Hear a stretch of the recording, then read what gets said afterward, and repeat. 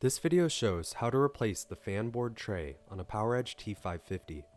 Before you begin, power off the system and disconnect all of the attached peripherals.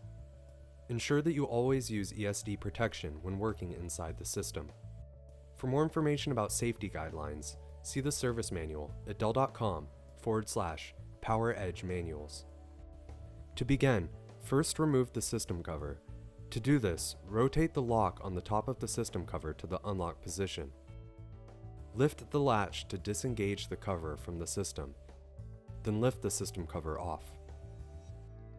Remove the air shroud by holding the touch points and lifting it out of the system.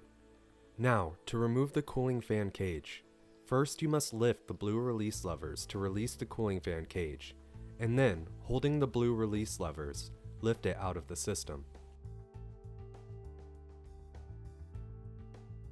To remove the fan board tray, loosen the captive screw and slide the fan board tray to the right of the system to disengage it. Lift the fan board tray out of the system.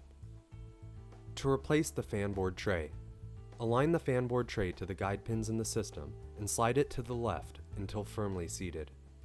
Secure the fan board tray by tightening the captive screw.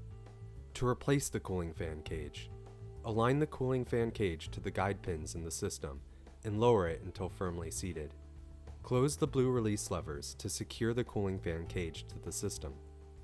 To install the air shroud, align the air shroud with the guide pins in the system and lower it until it is firmly seated. Finally, replace the system cover. To do this, align the cover with the guide slots in the system and place it into position. Lower the latch to engage the cover into the system. Then, rotate the lock on top of the system cover to the lock position.